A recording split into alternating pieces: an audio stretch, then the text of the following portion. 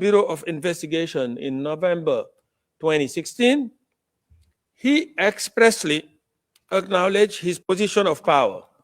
And this is what he said. To the military, I am commander-in-chief. On the civilian side, I am the chief executive of the government. And when talking about the police, this is what he's saying. They are my subordinate, and I am ultimately responsible for their deeds.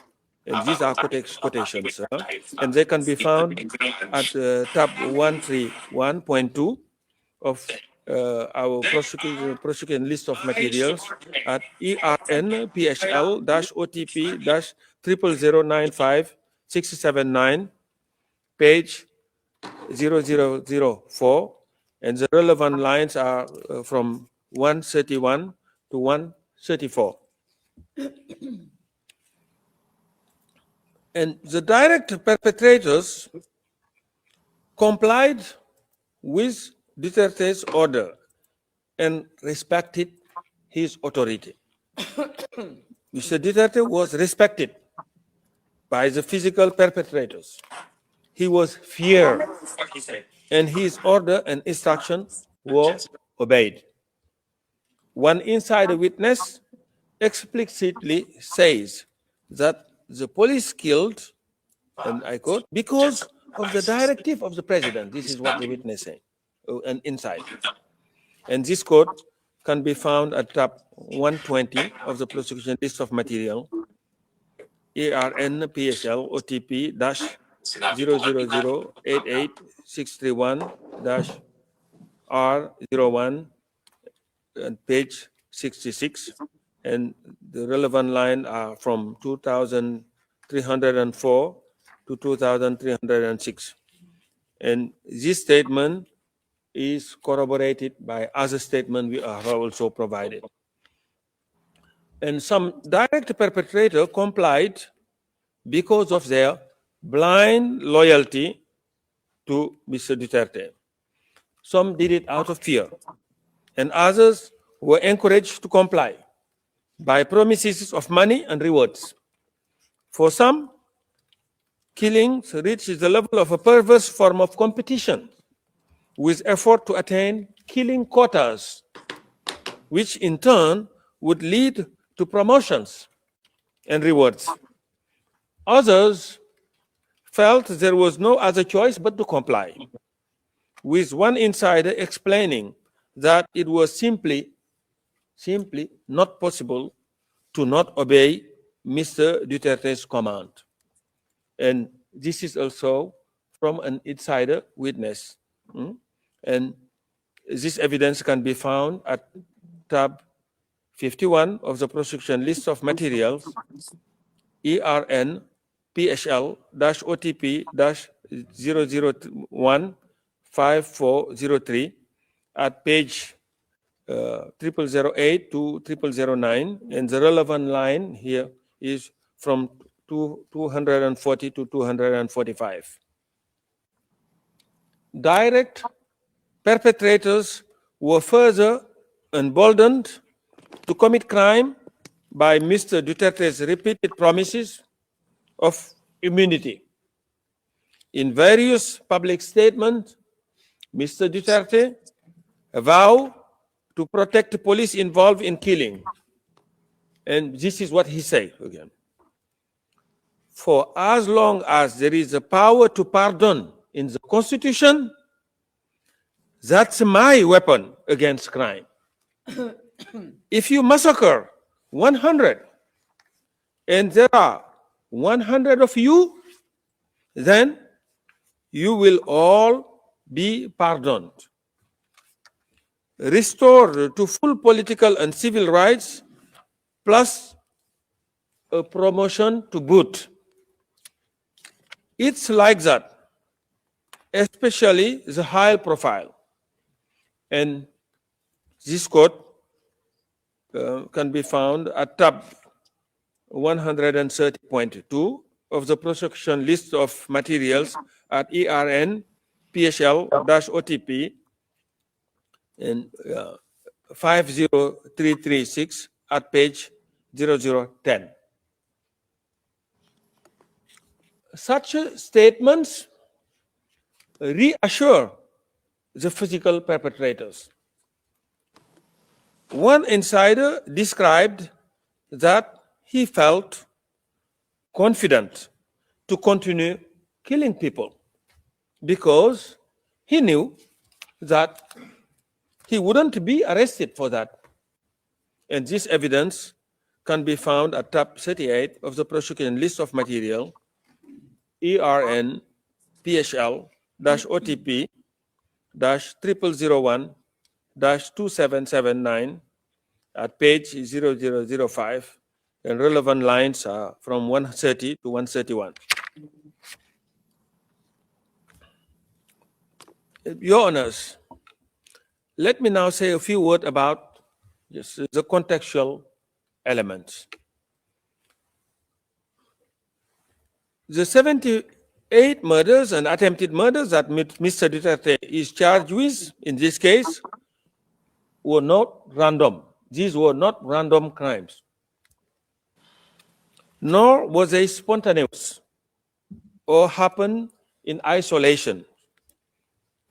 Rather, the evidence demonstrates that they were part of a widespread and systematic attack directed against the civilians population of the Philippines.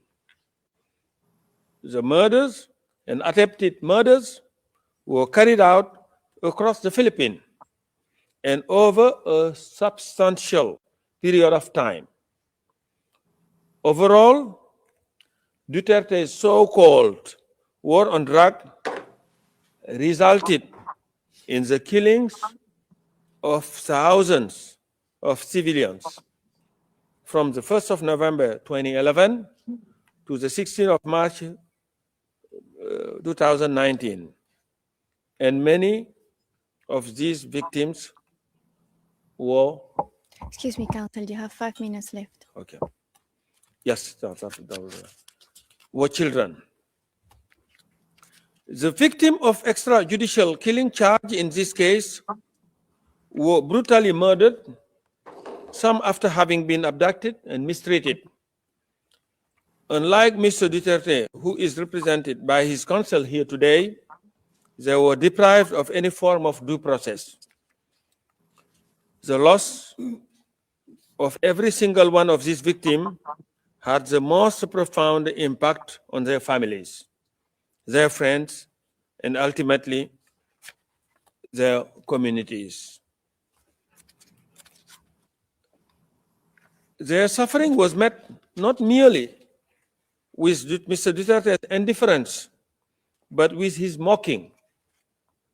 In a 25 July 2016 speech, he expressly made fun of the iconic photograph portraying the partner of an extrajudicial killing victim cradling his body, which now visible on our screen.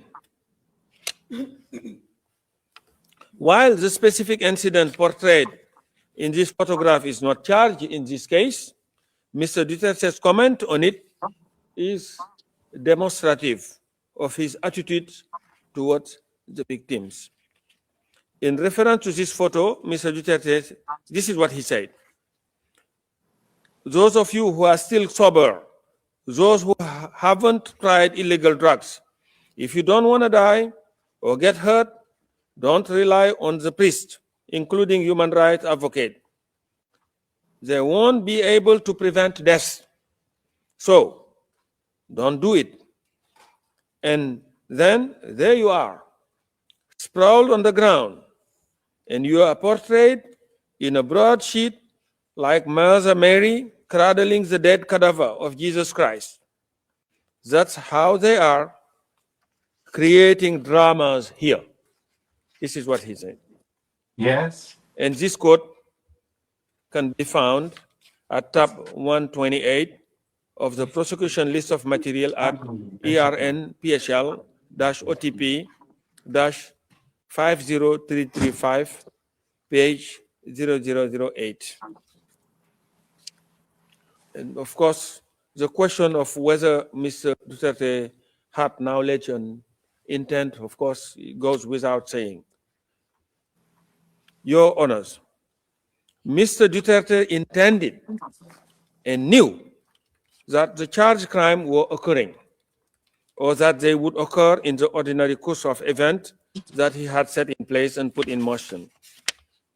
His intent and knowledge are shown by the multiple statements he made throughout his mayoral and presidential tenure, promising to reduce crimes by killing alleged criminals, promoting the common plan, and urging police and even members of the public to kill alleged criminals. As detailed in the prosecution pre-confirmation brief, and as Your Honor will hear in the course of my team's presentation, Mr. Duterte also made statements directly acknowledging allegation of extrajudicial killings by his subordinates and issued a written order showing he knew about the crimes they committed. Your Honors, the prosecution relies on significant and varied sources of evidence to demonstrate that substantial ground exists to believe that Mr. Duterte is criminally responsible for the crimes. This evidence includes multiple witness statements, including insider witnesses. It includes many speeches of Mr. Duterte himself, as well as the statement of his co-perpetrators. It also includes orders and other documents signed by himself. The prosecution further relies on official government documents, including material from the Philippine National Police. It relies on drug watch lists, on audio and video material, as well as on forensic and financial evidence. Your Honors, during the prosecution subsequent presentation, my colleague will elaborate on some of these core evidence in more detail. Mr. Nichols will give a presentation on Mr. Duterte's background, followed by an overview of the evidence demonstrating his responsibility for the crime charged in count 1. This will be followed by the presentation of Mr. Jeremy behind me, who will speak about the evidence demonstrating Mr. Duterte's responsibility as president for the crime charged in count 2 and 3. And Ms. Croft, on my left, will then elaborate on the contextual element of crime against humanity and the mode of liability through which Mr. Duterte is responsible for the crimes alleged in this case. And to conclude, Madam President, Your Honor, while this court cannot reunite victim with their loved one, it can help reveal the truth about what happened to them and bring a sense of justice to the victim. The charge before you today are serious, and the evidence submitted require their confirmation. And Mr. Duterte must be held to account, and this case should be confirmed for trial. I thank you very much. Merci beaucoup, Monsieur. Thank you very much, Mr. Deputy Prosecutor. Now we are slightly in advance on our Narinig po schedule. I will natin ang now presentasyon hand ng over to prosecution the legal kung ano ang basehan nila para sa mga laban sa mga paratang nila laban kay Tatay Digong. Ang sinasabi nila, si Tatay Digong daw ang nag-order. Hindi lang yan, siya pa ang bumuo at siya ang nag-uutos sa mga Davao Death Squad victims ng siya presidente. At matapos niya maging mayor, naging presidente, ang sinasabi nila, naging malawakan yung ginagawa ni Tatay Digong na ino-order di umano ang pagpatay ng mga kinikilalang mga nangangalakal sa pinagbabawal na droga. At bukod sa pag-uutos, siya rin nagbibigay ng pondo at siya rin ang nagbibigay ng suporta sa kanila, no? Pati na yung mga pamamaraan para sila mapatay. So, Mother Dragon, nandiyan ka? Bumati ka sa ating mga viewers. Mother Dragon? Hello, hi. Yes, So, oo. magandang araw po sa inyo lahat. Ayan, And being inaano natin confronted. ngayon, pinapakinggan natin ngayon ang mga kasinungalingan na binabato kay Pangulong Duterte at syempre, mga Pilipino ngayon ay nagkakaisa sa pagsuporta pa rin sa ating mahal na presidente all over the world. Natigil lahat halos ng mundo ng mga taga-suporta ni PRRD. Kahit tayo dito, no? Busy dahil tayo may pagtitipon at haharapin natin ang mga nagtatangis o naghihinagpis na mga Duterte supporters. Nandito pa rin tayo nakatutok, folks. Kaya at the end of the day, ang pag-asa lang natin, ang will of God na mapapauwi si PRRD. Okay. Pakinggan natin ngayon ang susunod na nagbibigay ng In kanyang no other talumpati. recourse for the victims.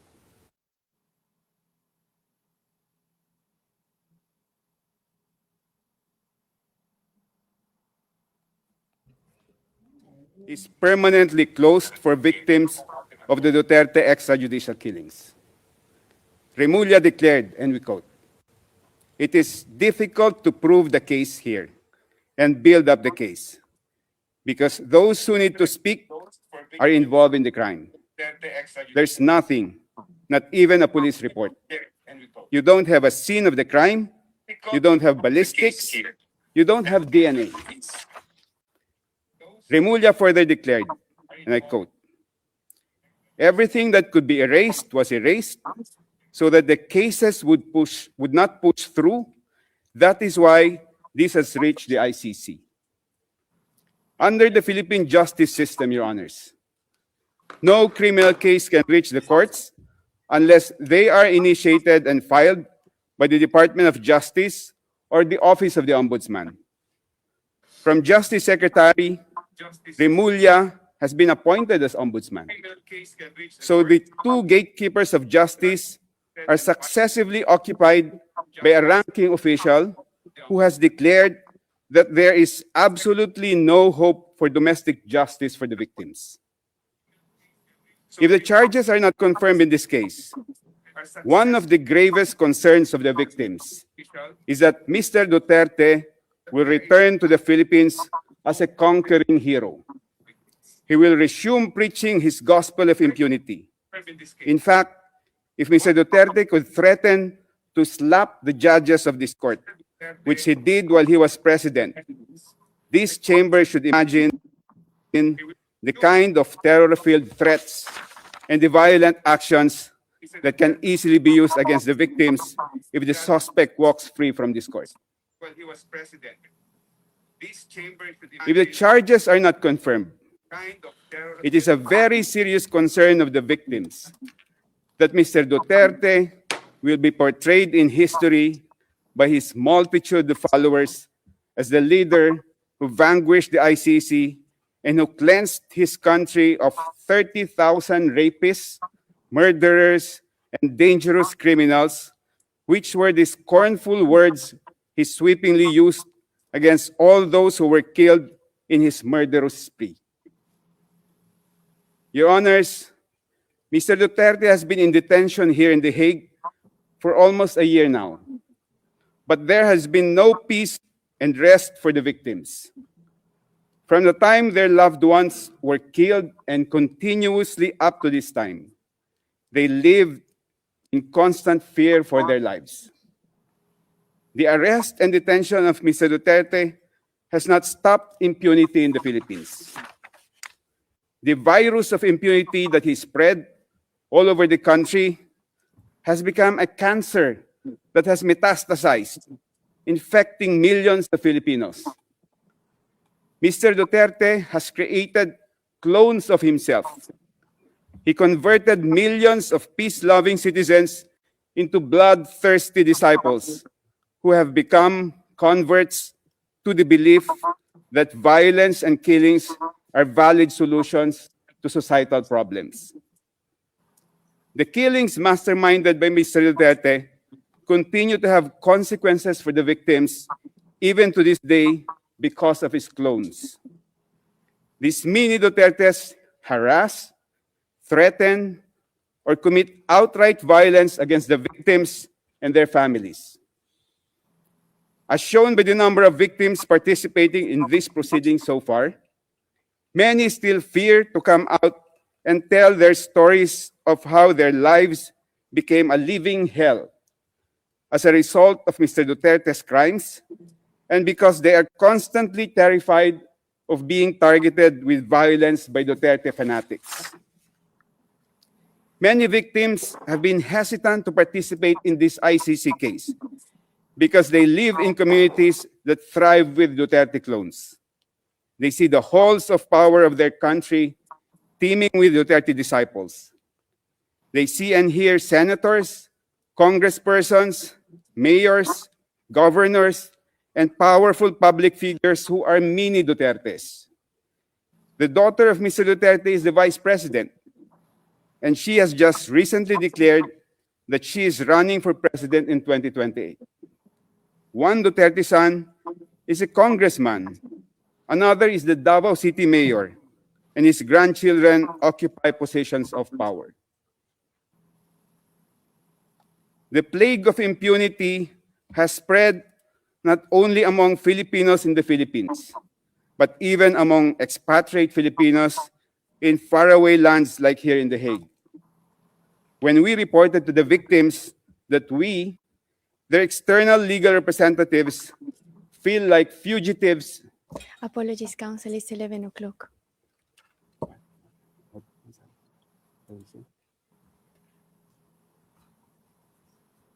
When we reported to the victims that we, their external legal representatives, feel like fugitives who avoid our own countrymen here in The Hague,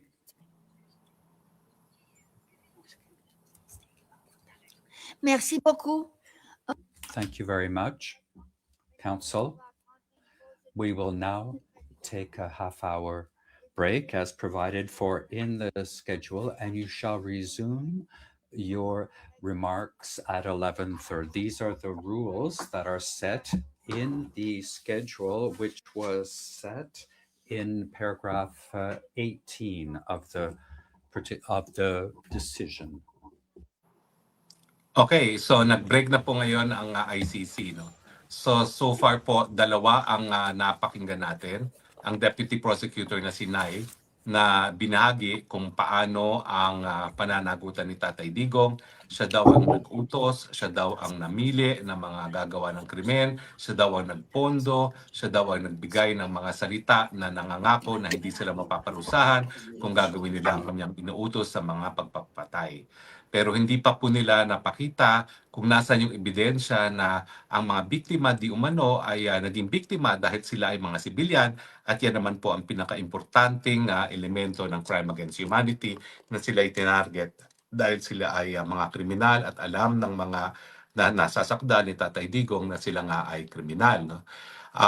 Narinig din natin ang counsel para sa mga biktima na si Joel Butuyan, at ang sabi po niya ay ang mga Duterte daw po ay talagang nag-i-encourage ng kultura ng impunity, at sinasabi nila na ikinakalat nila yung kultura ng impunity sa pamamagitan ng paggagawa ng mga clones ng mga Duterte. At hindi ko po alam kung saan naman nakita sa Rome Statute yung pananagutan kung nagkakaroon ng clones. No? So far, ang narinig po natin ang panig ng prosekusyon, ang panig ng mga biktima. Hindi pa po natin naririnig ang panig ni Tatay Digong. So, Partner Claire, anong masasabi mo? Well, narinig na natin lahat yung binabato kay PRRD na ang concern nila yung mga biktima daw nitong war on drugs sa PRRD ng mga kriminal.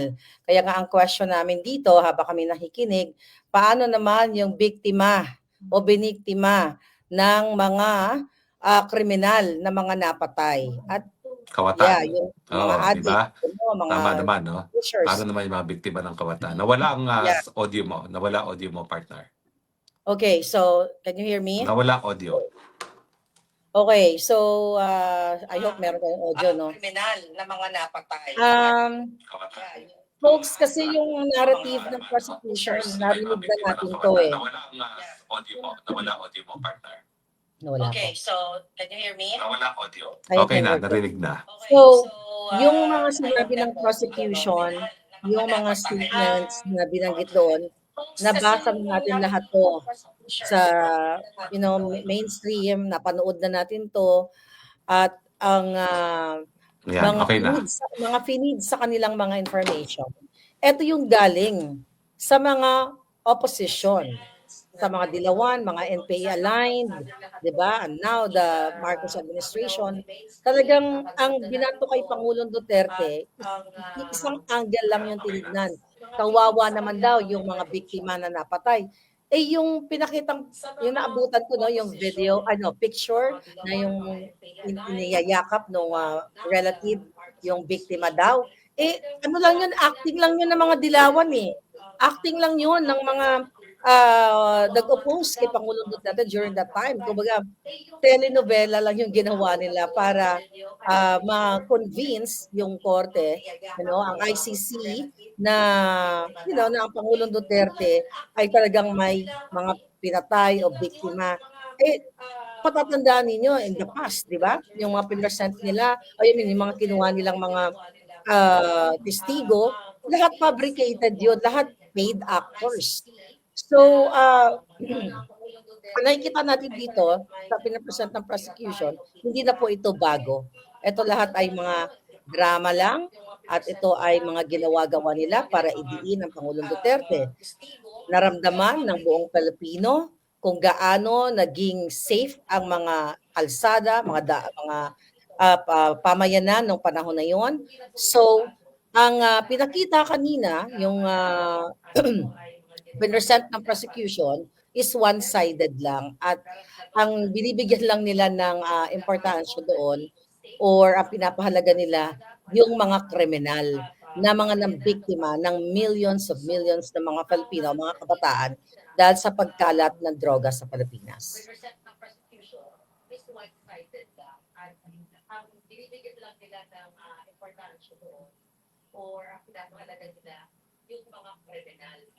Folks,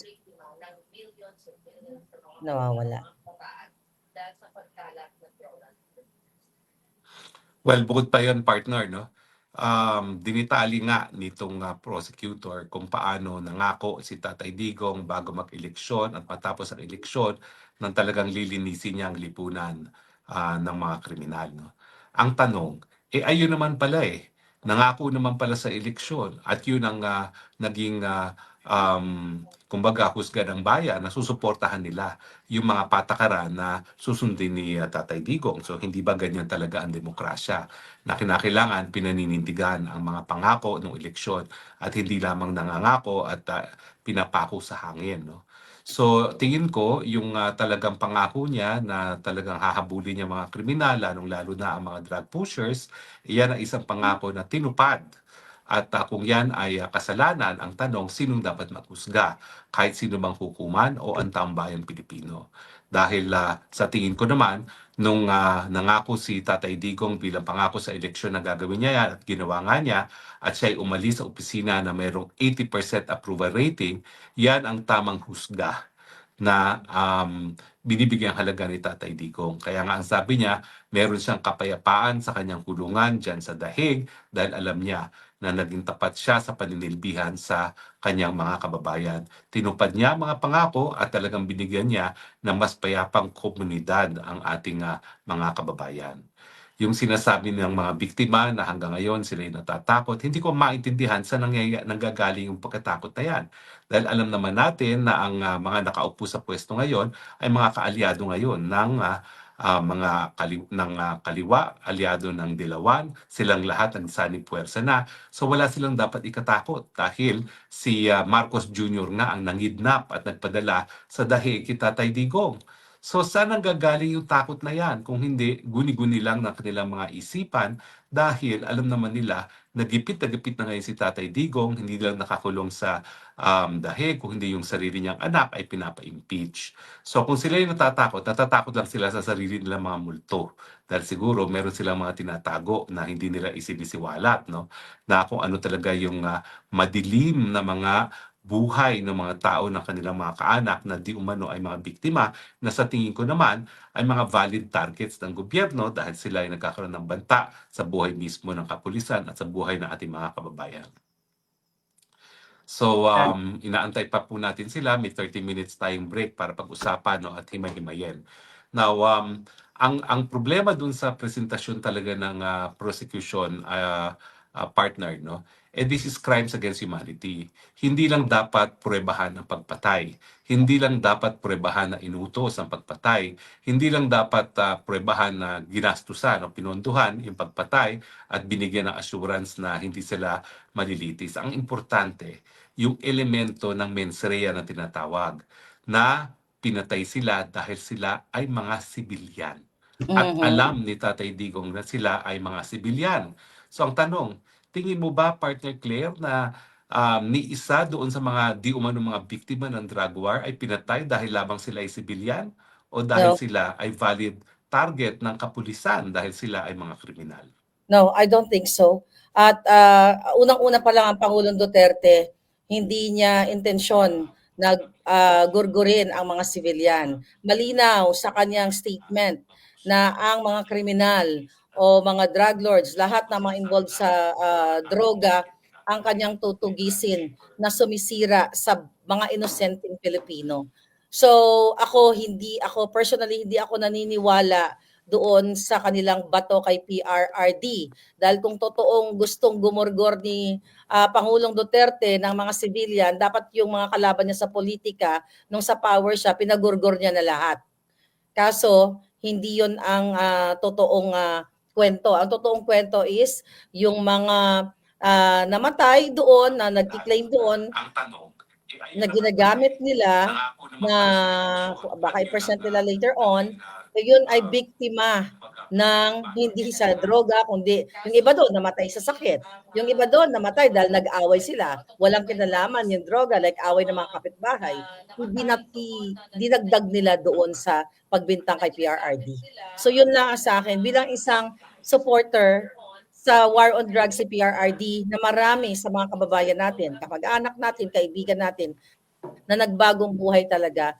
Naniniwala ako, tayo ng mga supporters, ng intensyon ni PRRD hindi para gurgurin ang mga inosente. Kung meron man na mga napatay at nung mga enkwentro during that war on drugs, hindi yon intensyon na talagang patayin sila dahil inosente, kundi sila ay involved sa droga.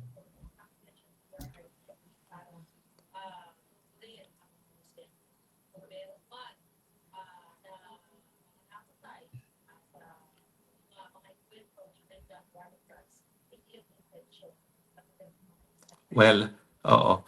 Kaya nga partner, no, sa tingin ko, dahil nga yung sinasabi mong paggurgor sa mga inosente, yan ang hindi pa talaga ina-address ng prosecution. At yan ang pinaka-importante. Kasi hindi naman ito kaso lamang ng murder. Hindi ito kaso lamang ng attempted murder. Ito ay crime against humanity. May karagdagang elemento na dapat ginurgur sila dahil sila ay sibilyan. Pero sa pananalita ng prosecution, nagurgur sila dahil sila ay mga nangangalakal sa droga. Sila ay mga kriminal. So, of course, ang sinasabi nila, hindi pa raw napapruebahan sa hukuman. Pero paano ka naman pupunta sa hukuman kung doon sa enkwentro na nangyari, nagkaroon din ng banta sa buhay ng kapulisan? Kinakailangan pa bang ikaw ay pupunta ng hukuman habang ikaw ay nagdedesisyon kung poprotektahan ang buhay ng kapulisan? Hindi naman pinagbabawal kasi ang paggamit ng dahas sa larangan ng karapatang pantao kung meron talagang banta sa buhay ng otoridad ng batas, yung tinatawag na necessity, at yung naging response, yung response ng ahensya ng kapulisan ay proportional dun sa banta sa kanyang buhay. No? So dapat meron necessity at meron proportionality. At kung yan naman ay papatunayan, ay hindi dapat itrato na tinarget sila dahil sila ay sibilyan. No? Tinarget sila dahil ito ay may kinalaman sa isang lehitimong aksyon ng gobyerno laban sa kriminalidad. At dahil dito, hindi masasabi na tinarget sila dahil sila ay sibilyan. At ang aking obserbasyon ay talagang hindi binigyan ng halaga ng prosecution yung ebidensya na magpapatunay nitong mens rea na tinatawag. At dahil ito ay hindi nga nabigyan ng linaw, kahit sabihin pa natin na mapapatunayan ng murders, wala pa rin probable cause for crimes against humanity dahil nga po, mas mahirap talagang mapatunayan ng crimes against humanity dahil bukod pa dun sa elemento ng murder, merong karagdagan na mens rea na napakahirap talagang patunayan na sila ay tinarget dahil lamang sila ay mga inosenteng sibilyan. At gusto ko yung lengguwaheng ginamit mo, dapat patunayan na ginurgur sila dahil sila ay mga inosenteng sibilyan na hindi naman talaga masasabi na nangyari dito sa war on drugs. Yes. Spokes, kasi ang ang ina-highlight nila na sinasabi ni Pangulong Duterte nung bago pa siya mahalal na gugurgurin ko kayo, 'di ba? In English na sinabi 'yon. Sabi niya, I will kill you. So, hindi niya ibig sabihin na gugurgurin niya yung mga inosente. Ang pinapatunguhan niya doon ay ang mga sangkot nga dito sa pulburon o sa droga. Sa anong sabi ni Pangulong Duterte doon? Kung sisirain nyo ang aking bayan, 'di ba? Gugurgurin ko kayo and I will take full responsibility. Wala naman sinabi si Pangulong Duterte, lahat ng mga inosente, gugurgurin ko kayo. So malinaw, kaya nga minahal siya ng taong bayan.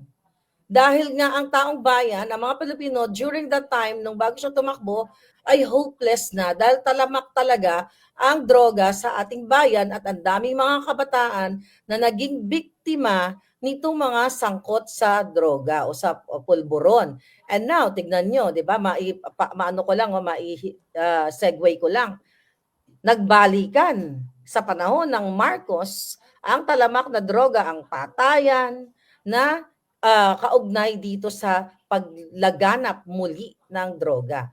So, yes, kailangan talagang patunayan, sabi mo nga sa Attorney Harry, na mapatunayan nila na ang paggurgur ay ginurgur sila dahil inosente sila. So, it's really a big challenge at sa depensa, no? Kung paano natin, ma-convince itong mga judges na ang Pangulong Duterte ay hindi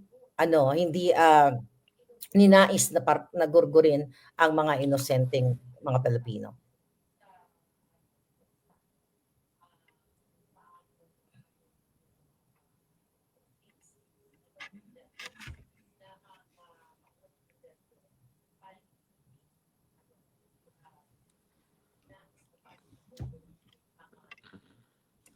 Ang ginagawa kasi ng prosecution at ng abogado ng biktima, dinadaan sa emosyon.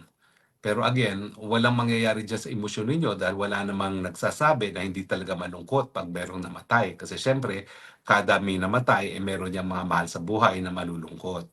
Ang importante, patunayan yung elemento ng krimen.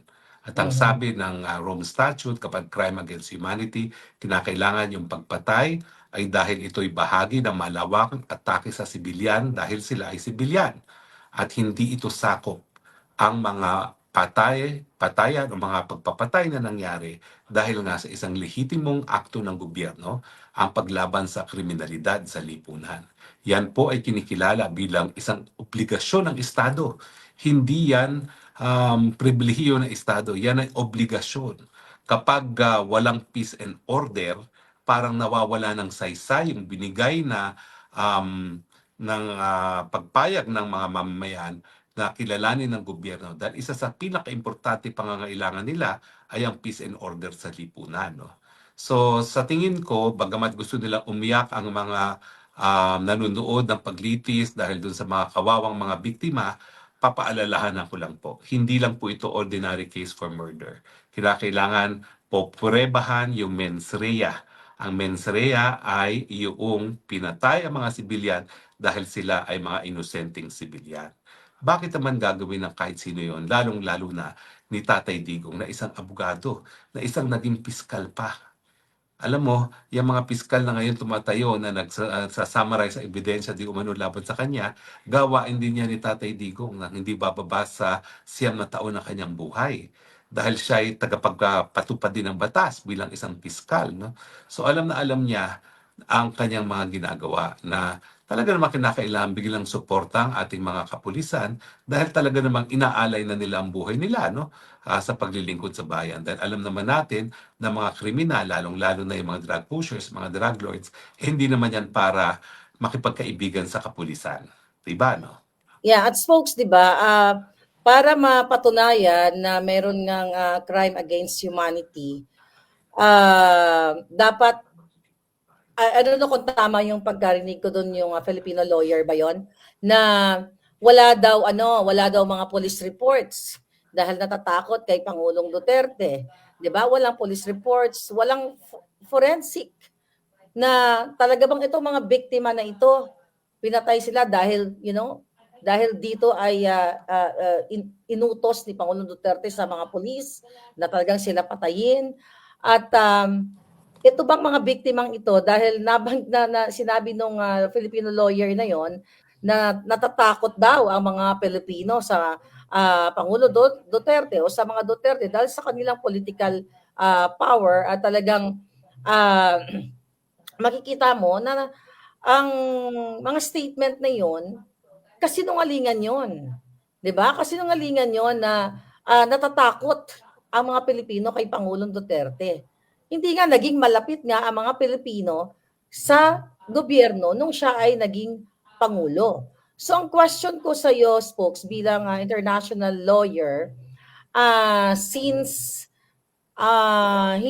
walang mga forensic evidence, walang bangkay silang mai-present na talaga bang ito ay pinatay nung kasagsagan ng war on drugs na ipinag-utos ni PRRD. So ano yung magiging challenge yan sa prosecution? Kasi more on hearsay lang lahat yun, halos ang na binabanggit nila eh.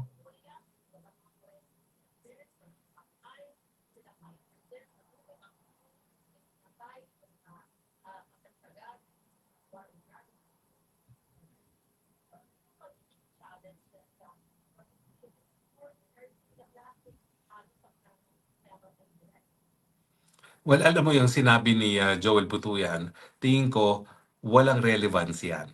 Kasi yung sinasabi nila na walang ebidensya, walang anything, ang nakasaad sa ating Rome Statute, gagana lamang ang ICC kapag ang lokal na hukuman are unable and unwilling.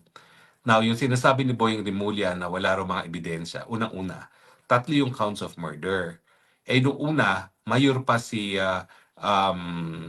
Mayor Digong noong mga panahon na mga paratang laban sa kanya ay may kinalaman sa Davao Death Squad.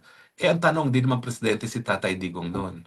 Kasalanan ba ni Tatay Digong na walang mga isa pang kaso? Kung meron mang dapat isa pang kaso dun sa mga miyembro ng DDS.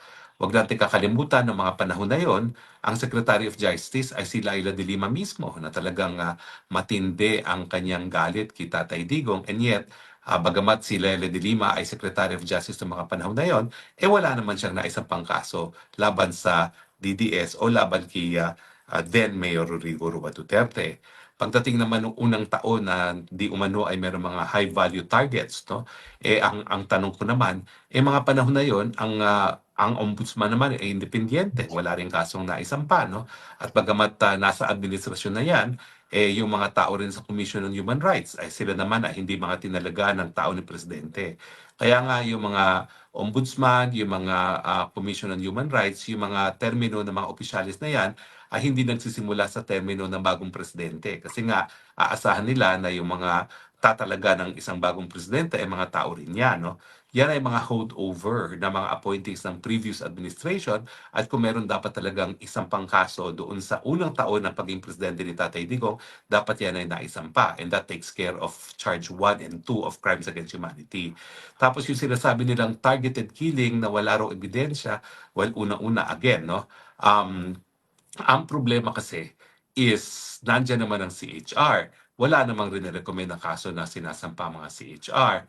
At saka yung ating sistema ng batas, nakasalalay din yan doon sa mga magrereklamo, no? Kung wala naman kasi nagrereklamo laban dito sa mga krimeneto, paano magsisimula ang proseso, no?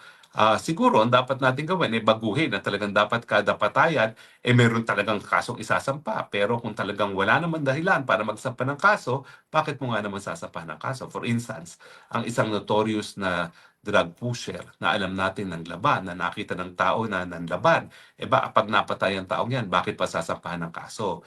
Pero yung mga kaso naman na inosente, gaya ni Kian de Los Angeles, no? Dos Maalala mo yung Santos. binatilyo na napatay ng mga pulis at nakonvict naman ng mga pumapatay, nung mga pumatay kay Kian, no? Paano naman nila masasabi na nagpikit mata ang administrasyon ni Presidente Duterte dun sa kaso na kung saan isang inosenteng binatilyo at talagang napatay, samantalang yan naman talaga ay nakarating sa hukuman at naparusahan, napatawan pa nga na panghabang buhay na pagkakakulong ang mga pulis na pumatay kay Kian. So yan ang nagpapakita talaga, no, na wala talaga yung elemento na targeting paggurgur sa mga inosenteng sibilyan dahil sila ay sibilyan, dahil itong mga namatay ay merong kinalaman sa pangangalakal ng droga at sa issue ng kriminalidad sa ating lipunan. Kahit anong paiyak ang gawin nila sa mga nanonood sa proceedings ngayon, hindi mabubura na wala pang kahit anong ebidensyang napapakita o ipapakita ang prosecution na ang patayan ay paggurgur sa mga inosenteng sibilyan. Yes, at spokes, kung matatandaan natin, no, ang unang talagang binato nila kay PRRD sa international, sa mga Human Rights Watch, chuchu na yan, na more than 30,000 ang naging biktima nung panahon ni Pangulong Duterte, o even, nung siya ay mayor pa, at marami na raw biktima, like umabot sa 30,000. Di ba? Hindi naman, wala naman, ni 100 nga, wala silang bilang na ma-present, like 50 plus lang, I believe, kung tama yung pagkaalala ko sa number, ano. So, ikaw, ulitin natin, makukonsidera mo ba na crime against humanity, granting na sige na kunwari talagang yung 50 katao na yon ay namatay dahil nga sa war on drugs at sinadya silang gurgurin. So mas consider pa rin ba na yan ay crime against humanity? Medyo delay lang tayo, no? But yeah, yes, folks.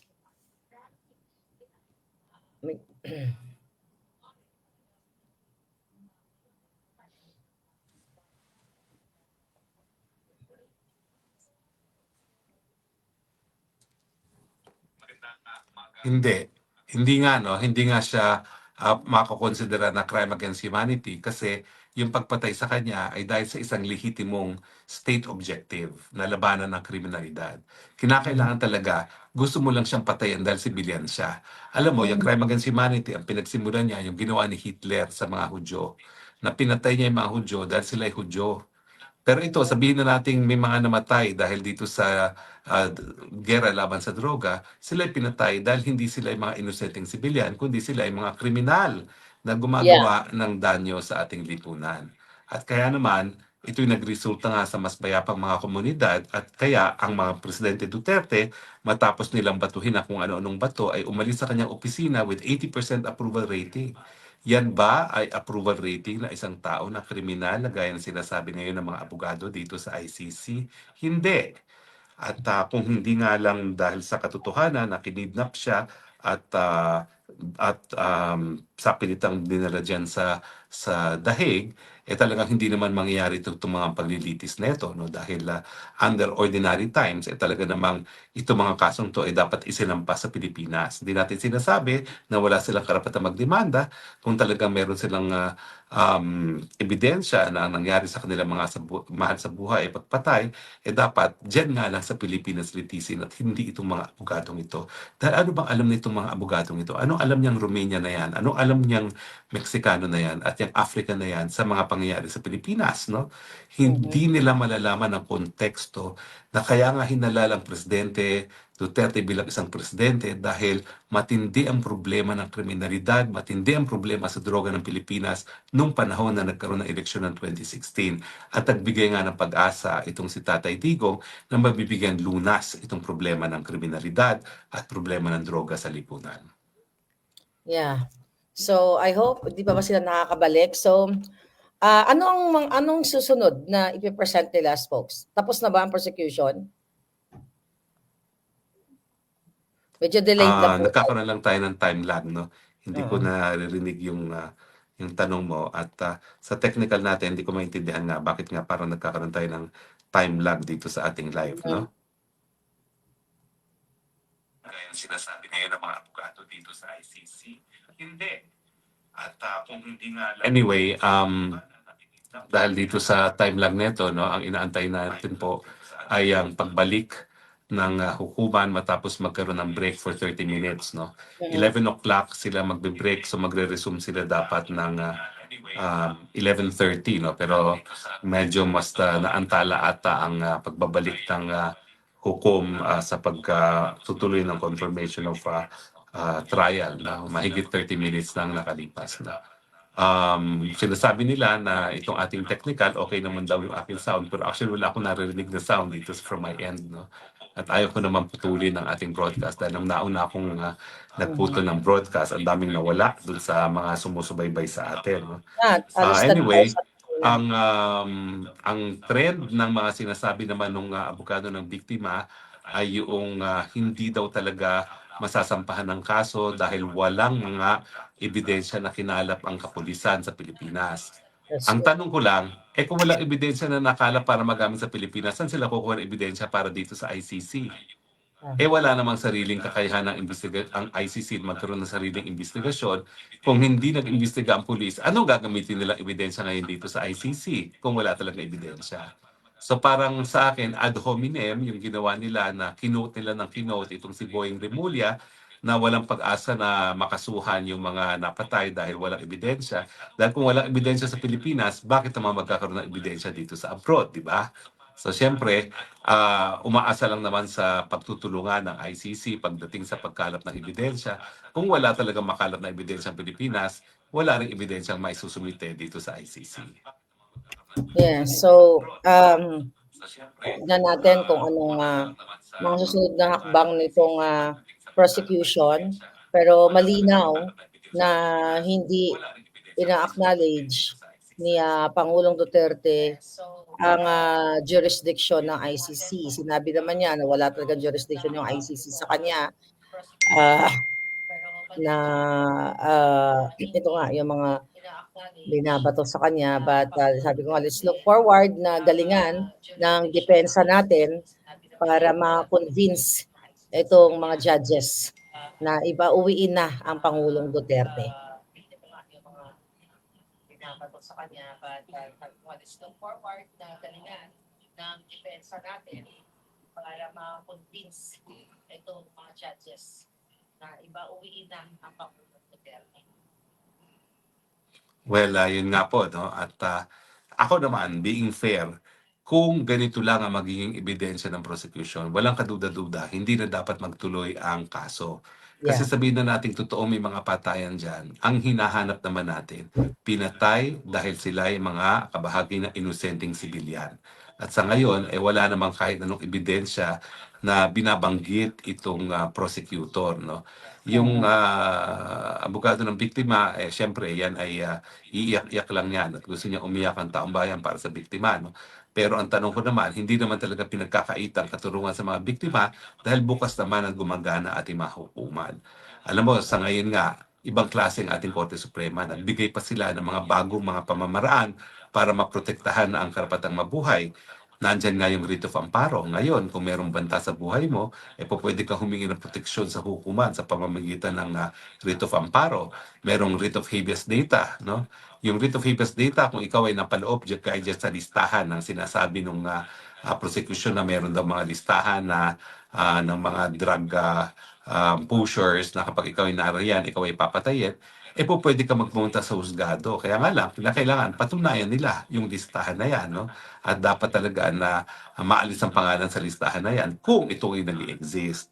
So sa tingin ko, yung listahan sinasabi nila, hindi nila mapapatunayan yan sa hukuman, no? So yan po ay nananatiling haka-haka at paratang na wala naman pong ebidensya.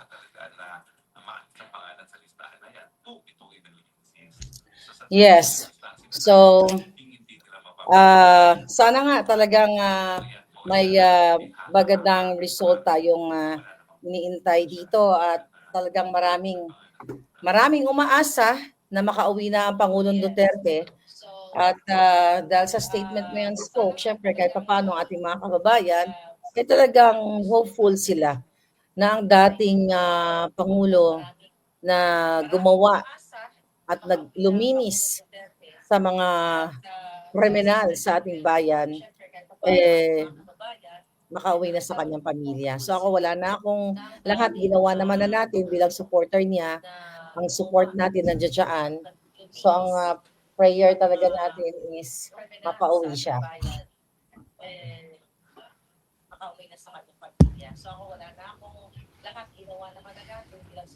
By the way, folks, alam ko may All event right, tayo. veuillez vous lever. Ano ba tayo? Well, alam nyo, dalawa yung papatunayan kasi ng prosecution dito. Ayan, bumabalik na hukuman na. Pero Okay. mabilisan lang, yung dalawang bagay na yan ay yung basihan ng pananagutan dahil siya nag-order o siya ang nagsuporta dyan o merong command Please responsibility. be At seated. pangalawa, Veuillez vous asseoir. yung ang elements of the crime. So hindi po pwede na isa lang Okay. mapatunayan mo. Miski mapatunayan nila in order yan ni Tatay Digo yung mga patayan, miski mapatunayan nilang patayan, kung wala yung crucial element na tinarget o ginugura mga inosenteng na mga mamamayan, wala rin yung probable cause. So nagbalik na hukuman, partner, patuloy natin pakinggan ngayon ang hukuman. Thank you, Your Honors. I was in the process of explaining the spread of impunity in the Philippines, and I will resume, Your Honor. The plague of impunity has spread not only among Filipinos in the Philippines, but even among expatriate Filipinos in faraway lands like here in The Hague. When we reported to the victims that we, their external legal representatives, feel like fugitives who avoid our own countrymen here in The Hague, because chances are they are Duterte clones, they expressed their utmost concern that if we, their lawyers, feel threatened by mini Dutertes in a foreign country, we should imagine the far more intense fear they live with every day in their communities teeming with mini Dutertes.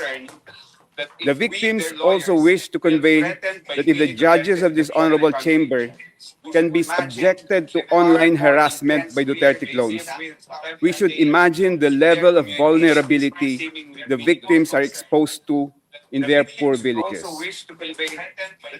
Your Honors, there is only one solution to stop the impunity propagated by Mr. Duterte from continuing to bring harm and suffering to the victims.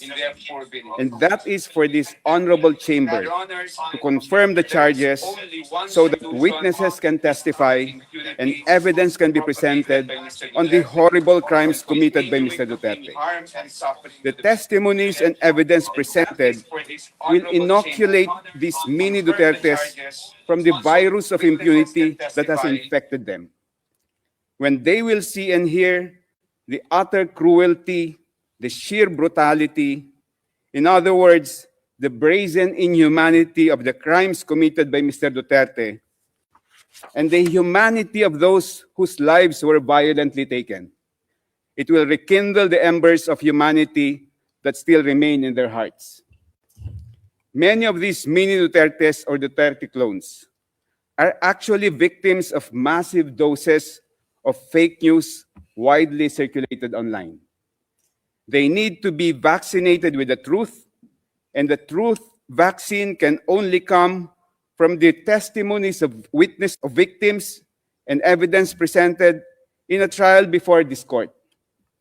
Truth is the antidote to the virus of impunity, Your Honors. The victims dread a future where charges are not confirmed in this case.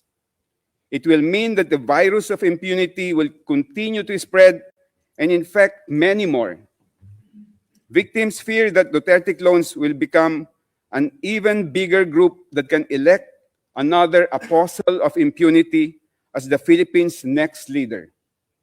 If that happens, an even more serious condition of impunity can take place in the Philippines, possibly worse than the orgy of violence that happened from 2011 to 2019, and this time there will be no ICC to run to for assistance and help. The victims humbly beseech this honorable chamber to reaffirm the two crucial objectives of the ICC identified in the preamble of the Rome Statute. First, to prosecute and punish the most serious crimes that deeply shock the conscience of humanity. And second, to put an end to impunity and to contribute to the prevention of crimes of unimaginable atrocities. If this chamber confirms the charges, this court will achieve its first objective of prosecuting and, if convicted, punishing Mr. Duterte for the unspeakable crimes he is charged with. But achieving the first objective will not automatically make this court attain its second objective. Merely putting forward the evidence gathered and the theory of liability of the prosecution will not necessarily resolve the second objective. This court should allow victims to testify, and the record of the proceedings must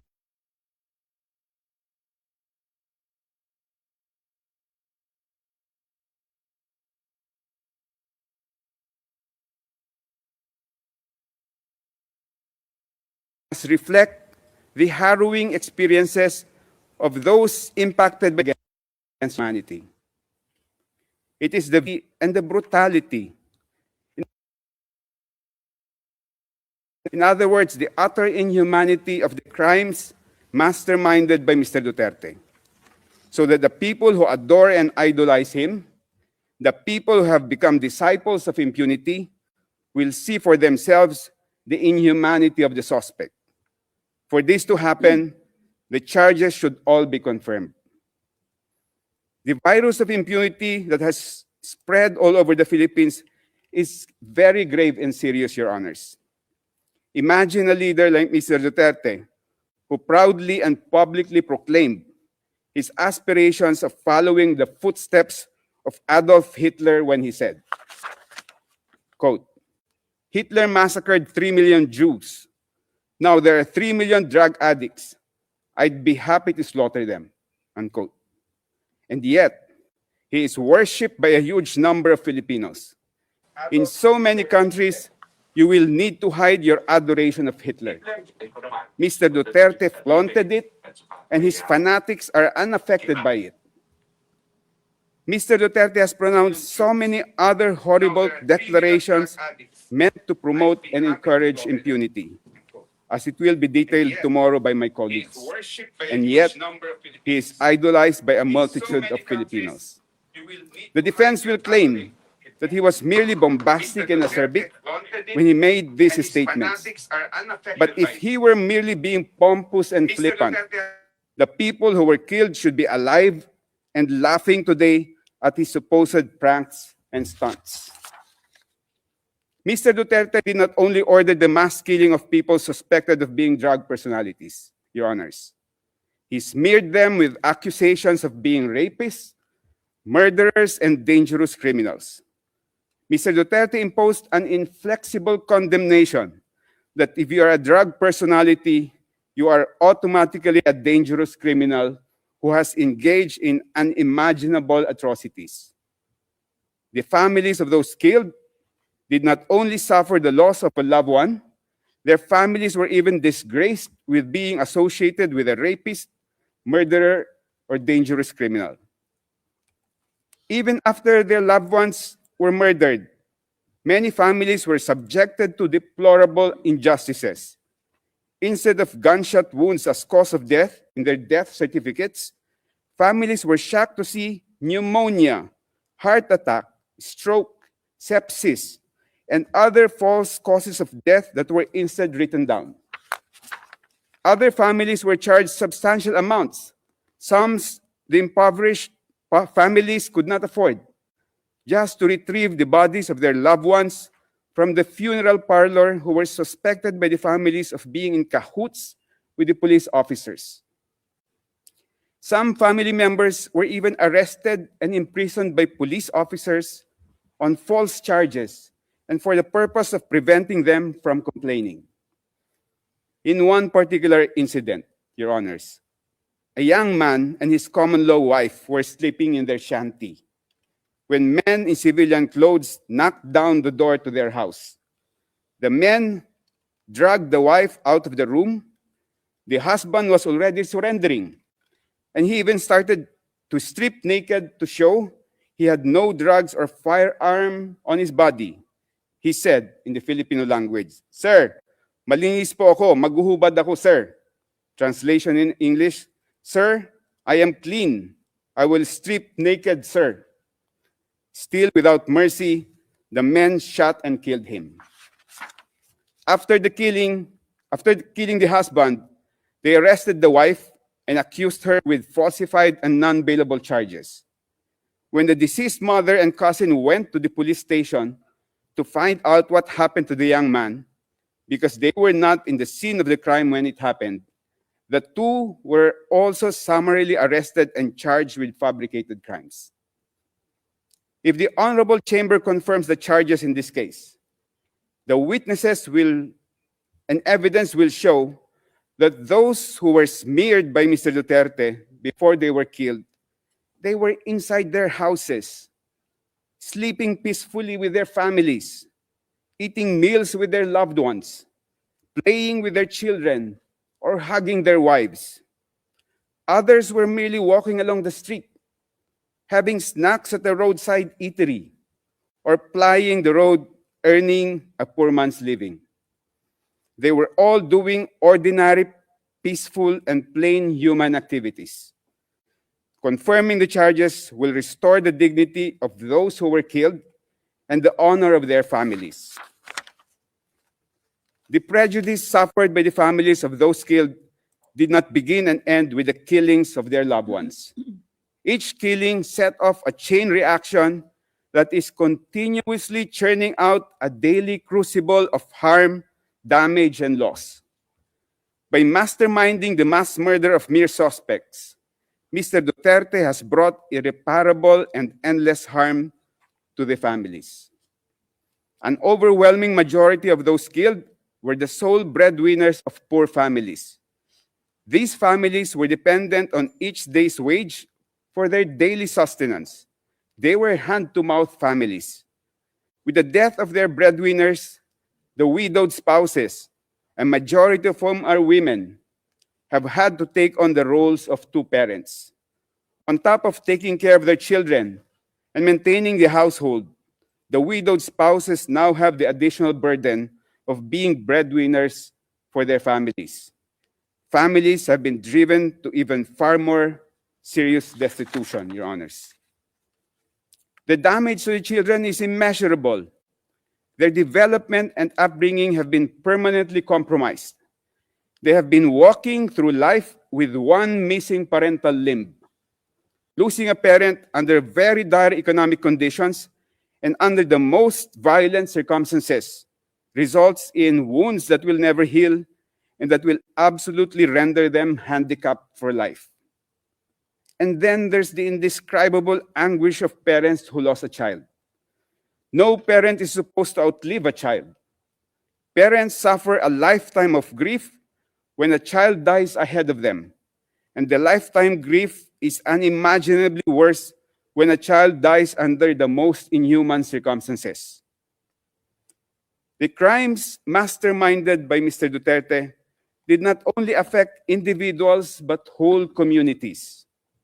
Across the Philippines, numerous urban communities of the most impoverished villages were scarred by the violence and abuses wrought by a lawless anti-drug campaign that further worsened the misery and trauma of residents in marginalized communities.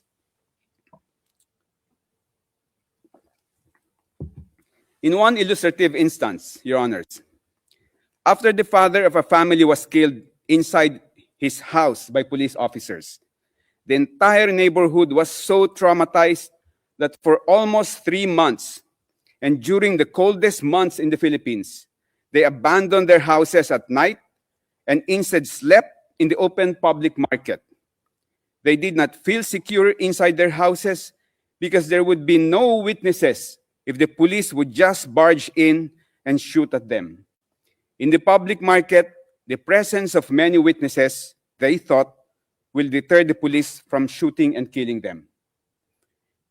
It is also the victim's view, Your Honors, that the charges should be confirmed because the resulting presentation of witnesses and evidence during the trial will force police and other law enforcement officers to confront the brazen depravity of the killing of civilians that they either personally committed or allowed to be committed during the Duterte reign of terror. In one operation, the police summarily killed 3 men, 2 brothers and 1 friend, in the very early morning. The police declared that the 3 were non-laban. They fought back. But the neighbors saw otherwise. The whole neighborhood was so horrified at the macabre treatment of one of the fatalities. The bullet-ridden body of one of the 3 men was brought out from the 2nd floor window and dropped to the ground because the police could not bring the body out through the doorway. When the body hit the ground, the neighbors recoiled at hearing the body emit a cry, "Aray!" Translation in English, "Ouch!" The man was still alive when his body was thrown to the ground, and the police just left him to bleed to death. The trial will hold a mirror to the police force and compel them to see how they were turned into executioners and assassins, and their organization transformed into a gigantic criminal organization or turned into a killing machine by Mr. Duterte. The Philippine National Police and the drug enforcement agencies have not made any initiative to purify the corrupted minds of their officers and personnel, to our knowledge. The trial in this case will be a tremendous teaching opportunity that can work to rectify the warped and depraved minds of Philippine security officers. The charges need to be confirmed, Your Honors, for the sake of the entire country, which has been desensitized or made numb by the massive incidents of impunity and the glorification of impunity promoted by Mr. Duterte. The whole Philippines needs to know the real story during those bloody years. There has been no opportunity for the entire country to really find out the whole truth of what happened. It has been hush-hush, tidbits of sporadic news, and always drowned out by trolls who mass produce and broadcast false, fake, and fabricated news. The victims also attach a very important historical significance to this case. If the chamber confirms the charges, the trial proceedings will produce a historical record of the most bloody period of post-war Philippine history, a duty that the Philippine justice system has refused to perform. The historical account on the mass murder of so many Filipinos during the Duterte regime needs to be accessible to our future generations, just like the Nuremberg trials and the Tokyo trials, so that they will learn from it and not repeat the same mistake of selecting and glorifying leaders who preach and practice impunity. The prosecution has presented 78 instances of murder and attempted murder, clarifying that these incidents are only representatives of the extent of the crimes committed against thousands of civilians, Your Honors.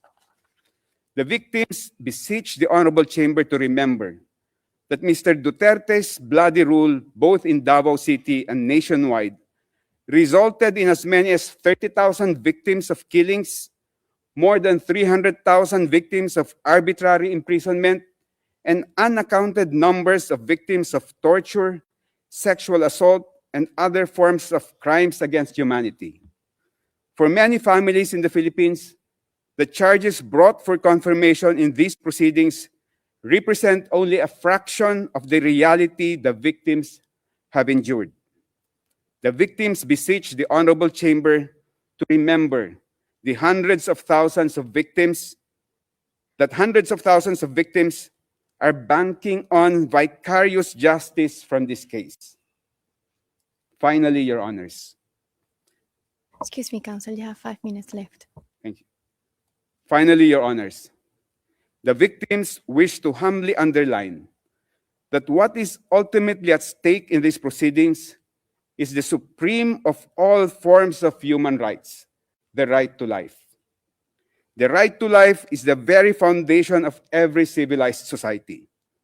the ancestors of every nation, fought against invaders, colonizers, despotic monarchs, and fascist leaders in order to secure the right to life of their families, their communities, and the future generations. The heroes of every country sacrificed their lives to defend the right to life of their people. We, as citizens of modern societies, are inheritors and beneficiaries of the sacrifices of our ancestors who bequeathed to us the right to life. We owe it to them to defend the supreme legacy for our generation and for the generations to come.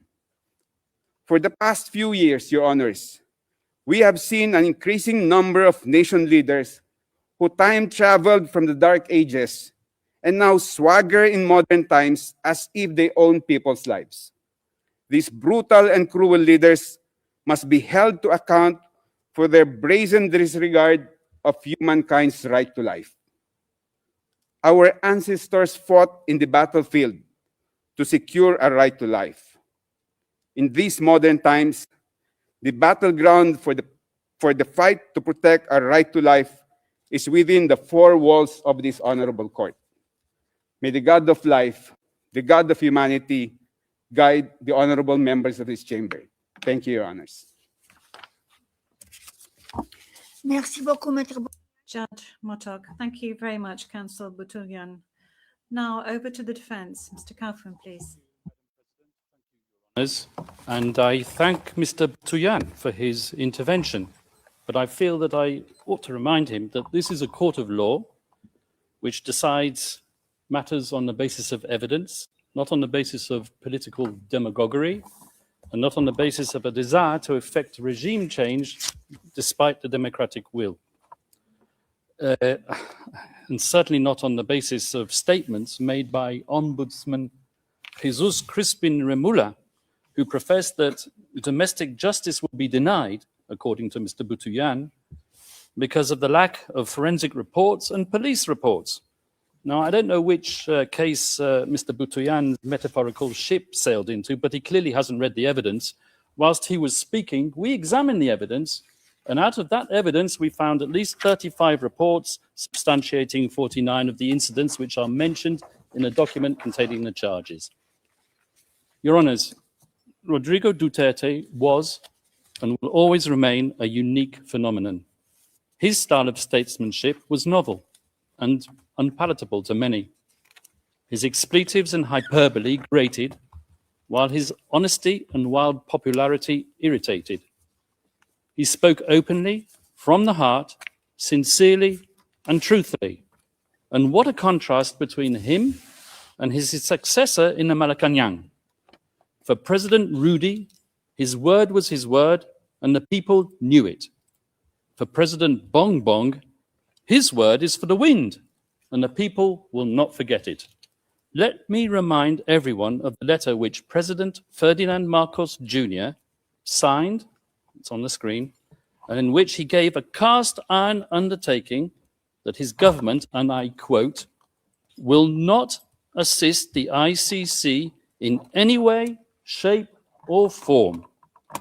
Well, as we know, he failed to keep that promise. Rodrigo Duterte was unconstitutional and unceremoniously hauled off to The Hague. And when called upon to defend his master's actions and the said letter at a Senate committee hearing, the then Secretary for Justice, once again, Mr. Jesus Crispin Remula, persisted with the same dishonest theme. And I quote his words, "We did not assist the ICC. We continue with the very tenor of the letter that we did not assist the ICC and we did not have any contact with them."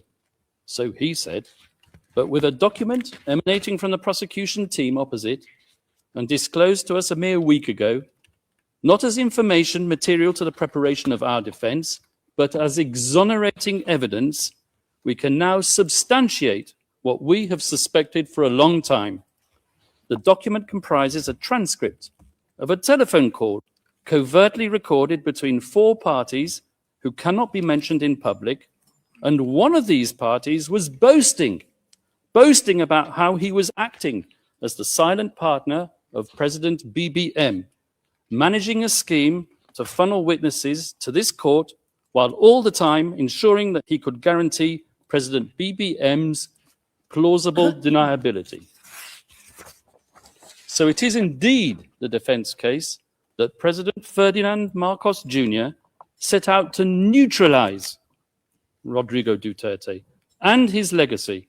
Yes, Mr. Deputy Prosecutor, I used that legendary word, neutralize, so central and so essential to your case theory, because you know just as well as me that I'm using the term metaphorically. And now I turn to the substance of the charges, but before I do, a word or two about the geopolitical context. The scourge of illegal narcotics is not unique to the Philippines. As we all know, it afflicts Latin America, where I can name 3 countries where the death rate at the hands of vigilantes and law enforcement agents per capita population is higher than it ever was under Duterte. And as you should know, and you will hear from the prosecution, at any rate, the Philippines as a country is uniquely positioned to act as a transit hub for the trafficking of narcotics emanating from the cartels in China. And with or without Duterte, so we argue, the death rate would have kept on rising. Indeed, as we will prove with statistics and reports, the death rate flowing from narcotics-related crime actually increased after Rodrigo Duterte left.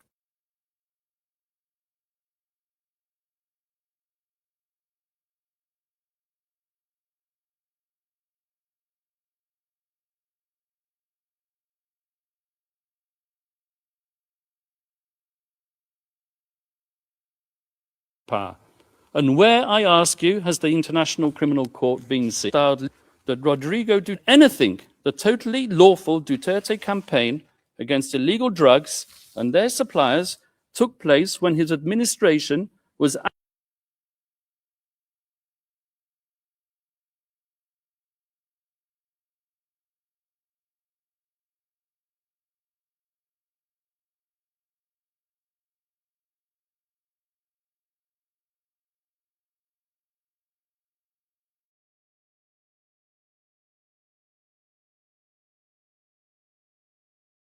regular cash transfers to needy and multi-child families, universal health care, and need I say more, the Magna Carta of the poor, setting out the right to adequate food, decent shelter, education, and the highest standard of health.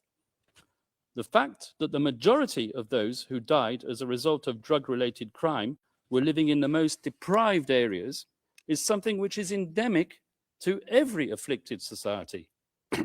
But can anyone seriously accuse this man, Rodrigo Duterte, who has lived such an openly frugal existence, of taking up arms against the needy?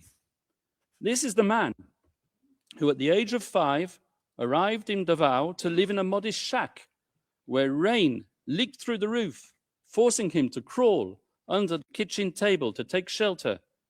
This is not the man born with a silver spoon in his mouth and groomed for the presidency from childhood. This is the man who was born to a lawyer and a governor who taught him discipline, values, and respect for the people by being one of the people. This is the man who, as president himself, shunned the luxuries and the privileges of high office, and like others before him, and even those after him, he slept not in the palatial grandeur of the Malacanang, but in Spartan quarters of his bodyguard's hut. His diet consisted not of prime cuts of imported Australian beef, but of dried fish and boiled rice. A man of simple indulgences, his pleasures were to be found not on the cocktail party circuit of Forbes Park, but on coastal roads where he roamed and cruised on his motorcycle, not looking for people to kill, Mr. Prosecutor, but almost killing himself because of his love for speed. This is the man who paid and paved his way through law school, passing his bar exam in 1972, more or less on the same day as Marcos Sr.'s tanks were grinding and rolling their way through the streets after the declaration of martial law. And it was on that significant day that Rodrigo Duterte was exposed to the tyranny of oppression and the abuse of power by the elite, and he took a decision. On that day, he chose to devote himself to a life of selfless public service. As a professor at the local police academy and as a public prosecutor in Davao, Rodrigo Duterte developed a lifelong passion, some would say an enduring obsession, for law and order, something for which he unapologetically enforced throughout his time as mayor of Davao City. Not, as the prosecution say, through sowing murder and mayhem, but through winning the love, respect, and admiration of his fellow citizens. The very same citizens who continued to re-elect him time after time, term after term, on no less than 7 occasions over more than 2 decades. And throughout his 20 or so years tenure as the mayor of Davao, Rodrigo Duterte and his family transformed that city from an outpost of communist insurgency and criminal violence into what is now one of the safest cities, not just in the Philippines, but in the entire world. This was indeed the so-called Davao model, which the prosecution wants to persuade you was code for unbridled criminal violence. And this was the type of leader that the Filipino nation wanted in 2016. So, Rodrigo Duterte was elected into power, not in spite of, but specifically because of his firm and uncompromising commitment to upholding law and order. And after his election as president, Rodrigo Duterte remained a man of the people without seeking to patronize the people. Gung-ho in his ways and with a belligerent tone, he spoke the tough tongue of the street, not the dissembling discourse of international diplomacy. He said what the people wanted to hear, but he said it in a way that offended sensibilities of world leaders unaccustomed to hearing it, one in particular, and that was what set him on the slippery slope to a prison cell in The Hague. And let me tell you how it works. It starts with the media, controlled by the powerful and the politically influential. With a sensational headline and a twisted editorial slant, the moguls sell their papers while promoting the partisan agenda of their backers in power. They highlight the salacious content while ignoring the true context, because that is what captivates the reader. And so it was with Rodrigo Duterte, whose speeches were fertile fodder for his enemies and detractors. A man whose hyperbole, bluster, and rhetoric, once published, became a natural target for privately funded NGOs and human rights activists, a loose collective more commonly known as civil society. These people descended upon the Philippines to advance an agenda even more lacking in objectivity than that of the media. And heavily funded by tycoons with even grander designs, they print their glossy reports, replete with iconic photographic images of grieving families and dead bodies in rain-swept, nighttime crime scenes, all dramatically illuminated with the fluorescent glow of neon. Images carefully crafted to shock the conscience and to sway the emotions, and, I may say, to be used by the prosecutor when they don't even relate to the charges. And they gave their slick reports bold titles lifted straight out of a James Bond movie, such as License to Kill, One Shot to the Head, You Can Die Anytime, or simply, They Just Kill. The photographers are feted and their shots exhibited as art all over the world, and the brave journalists who act as their sources win awards and Nobel Prizes. And slowly but surely, their narrative becomes the sacred, unchallengeable, and unshakable truth. And so the pressure builds up, and the academics who haunt the corridors of the progressive left law faculties far away in the United States tweet their research and publish their articles pontificating about crimes against humanity, systematic attacks against the civilian population, and they point their finger at one man alone, and bandy about slogans such as accountability and the prevention of impunity. They give their gratuitous advice on what should be done, sometimes academics who formerly worked alongside the prosecutor of the International Criminal Court. Communications and complaints are filed, and the rest, as they say, is history. In any event, we're not gathered here today to judge a man on the basis of his coarse attitude or his vulgar language.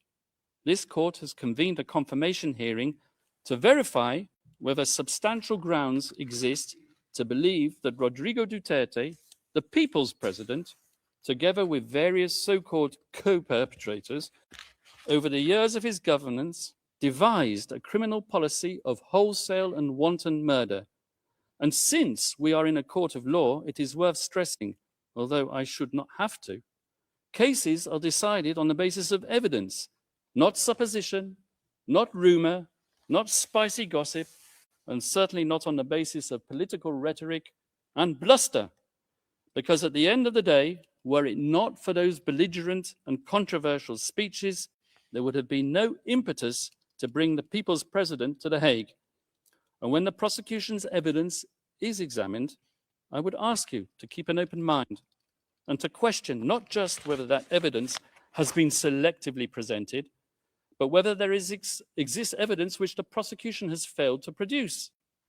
And I say this with justifiable cause, particularly with respect to the Duterte rhetoric, as we will prove during the substantive part of our submissions, the notorious speeches on which the prosecution relies have been cherry-picked to suit its narrative while ignoring the many other speeches when the former president tempered his bombastic language by clear reference to the principle of lawful self-defense.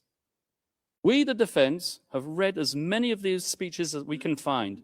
In fact, in our poky little office on the top floor of the furthest building away in this complex, we have a counter which ticks and ticks.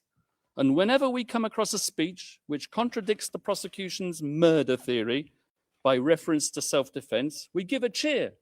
And the counter goes up once more, and we celebrate one more nail in the coffin of the prosecution's case theory. As the statistics stand, as of today,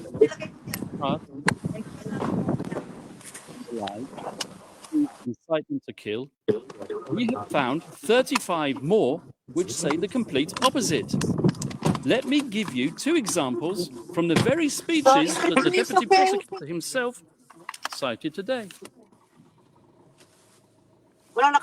Let's refer first of all to the famous Pietà speech, which the deputy prosecutor referred to. So this is what the deputy prosecutor said. Those of you who are still sober, those who haven't tried illegal drugs, if you don't want to die or get hurt, don't rely on the priest, including human rights advocates. They won't be able to prevent deaths, and so it goes on. But if we look further on, the very same speech, something which maybe the prosecutor didn't do, this is what he had to say. To our police officers and other officials, do your job, and you will have the unwavering support of the office of the president. I will be with you all the way. Abuse your authority, and there will be hell to pay, for you will have become worse than criminality itself. Well, there you are. You have it straight in your face. Pexo, exonerating evidence within what is claimed to be the prosecution incriminating evidence. I won't take up my time by showing you the second speech, but there is one. If I have time at the end, I will show it to you.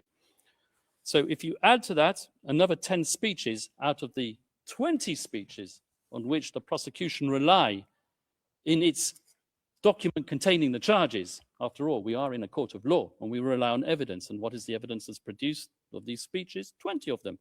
10 of them, I submit, and we will show this in the substantive part of our submissions, contain exonerating evidence which support the defense case theory. In other words, if you add the 10, which we've identified in the prosecution's 20, to our total of 35, we come to 45 speeches versus 10, which we say support the use of force only in self-defense. That is 350% more speeches in favor of our defense and 354% more reasons not to confirm the charges. And you can bet your bottom dollar that at the end of today's proceedings, either the victim's self-styled legal assistant to ICC counsel or a prosecution intern will be tasked with scouring the web, looking for the means to prove Kaufman wrong. And I will declare it, and I'll declare it loudly and clearly, as if the prosecution didn't know it already. It's not enough to state that since the former president made those extremely inflammatory statements and deaths occurred, that he must, as a matter of course, be criminally responsible for those fatalities.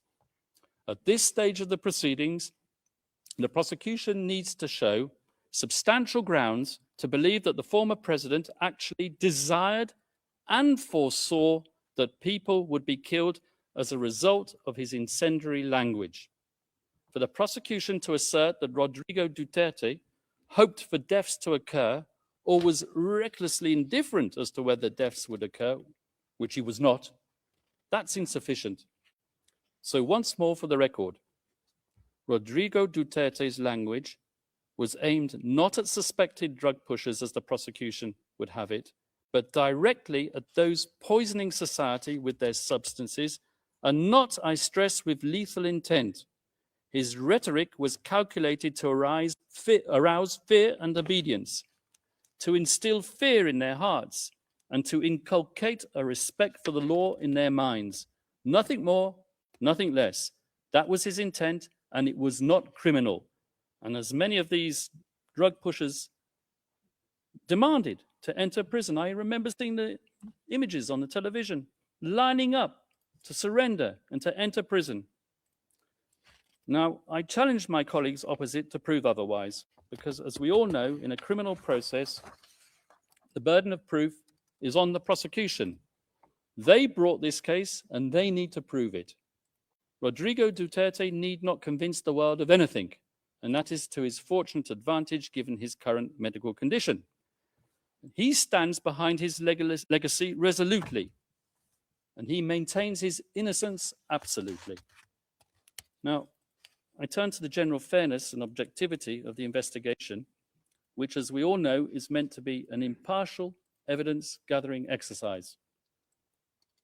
As an ex-prosecutor myself, I'm used to investigating agencies pursuing all reasonable lines of inquiry, assimilating all testimonies, and digesting all documentation and forensic evidence, recommending who to target for prosecution, but not so with this prosecution. When we, the defense, study the course of the investigation in this case, one thing is plain as a pikestaff. The chief prosecutor of this court, Mr. Karim Khan, not only failed miserably to carry out his duties under the Rome Statute, requiring him to examine exonerating circumstances as well as incriminating, but he single-handedly contaminated it, so we alleged, by pursuing a one-track crusade with a view to a predetermined objective. Let me explain. Although the ICC officially authorized an investigation into the so-called Philippines situation in late 2021, it was deferred a few months later back to the Philippines for the official investigation to resume only in late 2023. But the real meat of the investigation into count one, relating to the activities of that fictitious construct, the Davao Death Squad, had effectively started way before then, with the sole objective of nailing Rodrigo Duterte. Indeed, all the way back in 2018, during its so-called preliminary examination, the prosecution had an individual who will be referred to as P1 handed to them on a silver platter. This P1 had been interviewed at an earlier date by none other than Chief Prosecutor Karim Khan in his former capacity as a private lawyer and the self-professed legal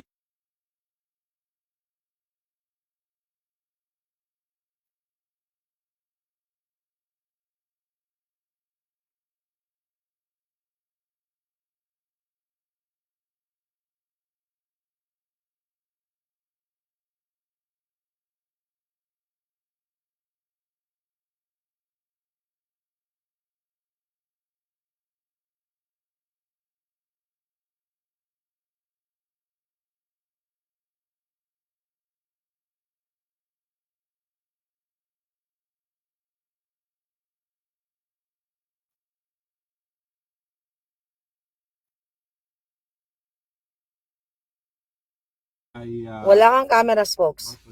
I-on mo yung camera mo. Bumalik ka doon. Hello, gusto mo dito ka na lang. Oh, dito sa akin. Oh, hawakan mo to. Total pareho lang naman tayo. Okay. Ayan na. Ayan na, bumalik ka na. Ba't wala pa rin camera? Ayan na. Wala pa rin. Oh, ito na. Ayan. Oh, hawakan mo na itong laptop. Ito. Hindi, papasok na ako. Naririnig mo yung instructions sa'yo. Ayan. Okay. Nawala ka. Ayan na. Okay. Tayo ulit. Yan, okay mga kaibigan. Napanandali ang nawala po talaga ang broadcast galing sa ICC. Rodrigo Ang Duterte's dahilan role po as ay the may mga mobster in sinasabi chief. si Hoffman na hindi dapat isiwalat sa publiko, no? Kaya nawala. Pero ngayon na balik to, pakinggan po natin siya muli. Yan, nawala po muli. Kapag nangyayari po yan, mga impormasyon na sinasabi niya hindi dapat maisawalat. Pero malinaw po ang sinasabi ni Kaufman at in fairness, no, ay commend Kaufman dahil napresenta niya ng tama ang perspektibo ni Tatay Digong, no? Na ang buong buhay niya ay inalay na nga niya para sa pagpapatupad ng batas bilang prosecutor, bilang isang mayor at bilang isang presidente. Na talagang may problema tayo sa droga dahil kabahagi na tayo ng pandaigdigang merkado ng pinagbabawal na droga na involved po yung mga narco states ng Latin America at ang bansang China. At dahil dito ay talagang naging pangako naman niya na labanan itong puwersa ng mga pinagbabawal na droga. No? At yan nga ang ginawa niya na dahilan naman para siya ay suportahan talaga ng taong bayan. Partner, anong tingin mo so far sa naging presentasyon ni Kaufman? Yes. Maganda ang presentation niya na ilatag niya yung simula childhood PRD, paano siya nag-start bilang isang prosecutor, naging mayor at naging presidente. At sa bandang yon, sa puntong yon, spokesman, masasabi natin na maganda yung pag-present niya.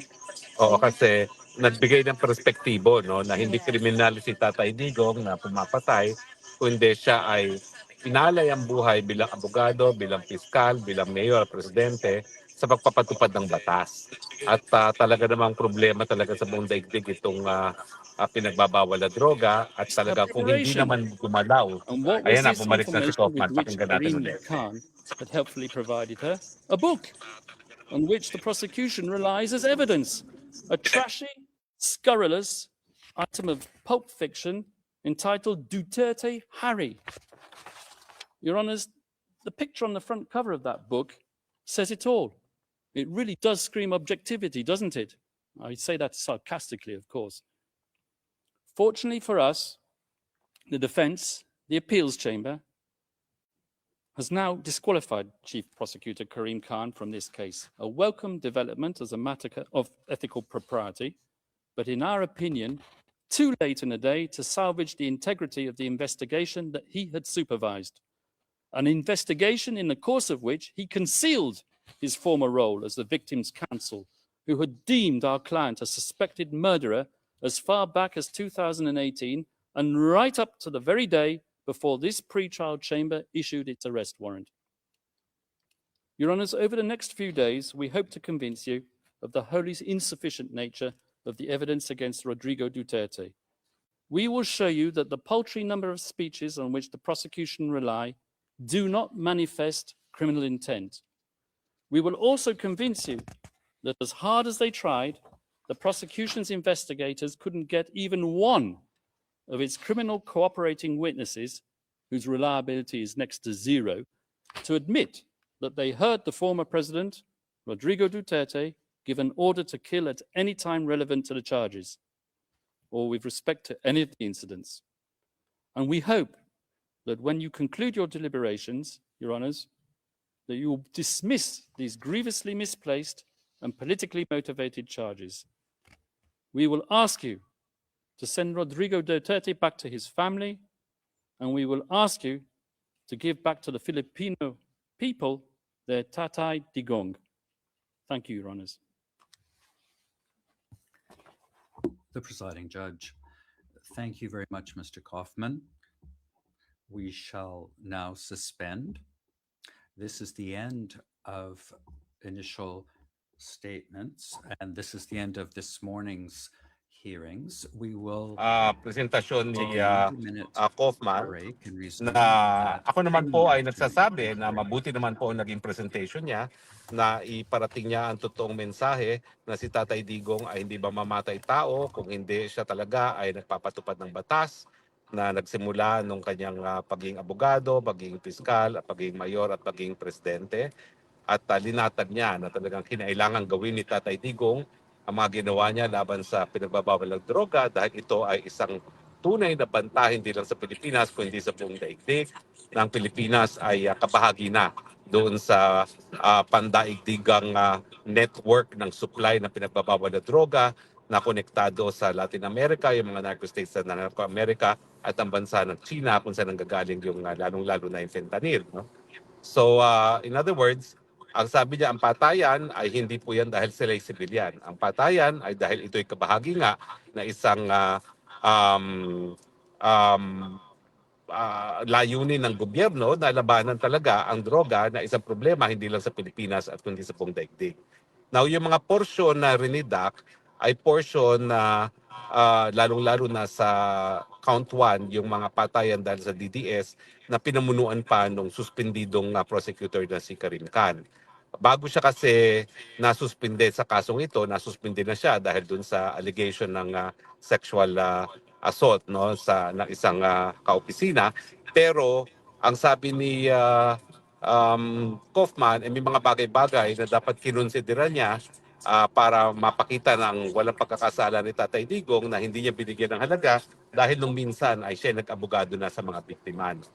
At yan naman ang isang dahilan kung bakit talagang na-disqualify si Chief Prosecutor Karim Khan dito sa kasong ito, bagamat ito nga ay superfluous dahil siya ay suspendido na habang siya ay naimbestiga.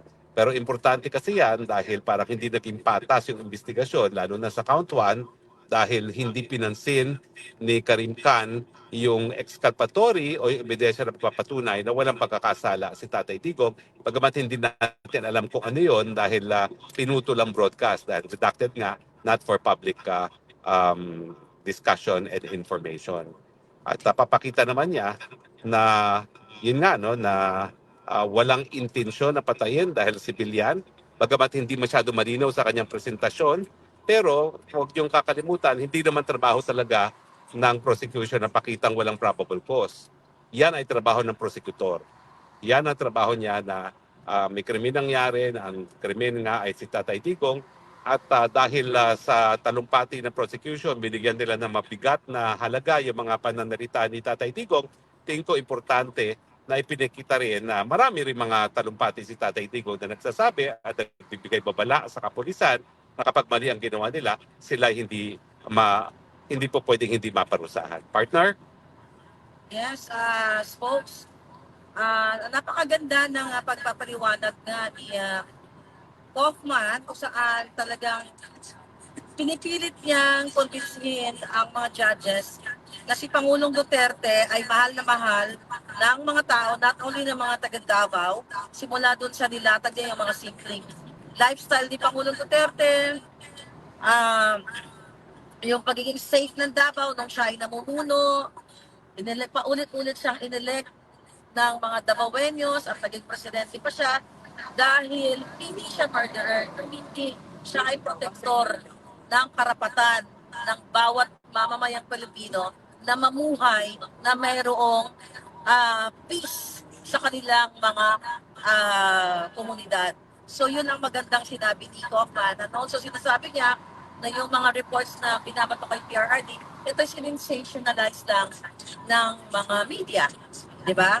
So, at pinipili lang nila kung ano yung gusto nilang i-extract doon sa mga statement, which is rhetoric, sabi nga niya, ni Kaufman. So, napakaganda no, na ma-convince or mailatag sa buong mundo at sa mga judges doon na hindi ang pag-base nila kay PRRD ay isang murderer. Hindi isang simpleng bata, isang bata na nangarap, nag-aral, at naging abogado na nagsilbi not only sa Davao City but sa buong Well, oo, no? At bagamat meron akong isang obserbasyon na sa tingin ko ay baka hindi makatulong, no? Yung pag-okray ni Kaufman sa civil society kasi alam mo, ang buong ICC, produkto talaga yan ng civil society. Oo, kasi talagang ang nagpasimulo naman talaga na pagbuo ng hukuman ay mga NGOs, no? Para hikayatin yung kanilang mga gobyerno na magtayo nga nitong hukuman nito. So I think yan naman ay unnecessary na gawin natin kalaban sila. Bagamat sa Pilipinas, alam naman natin talaga na ang civil society ay hindi natin kakampi dahil ang civil society ay automatically dilawan.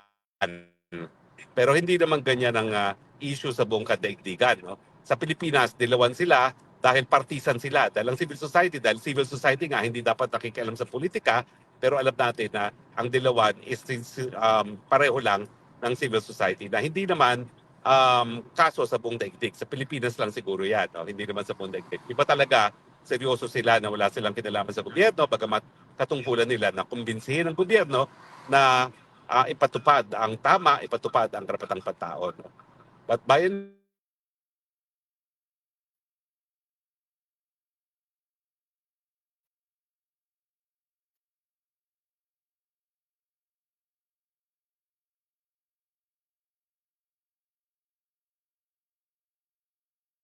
ating nawalan, no?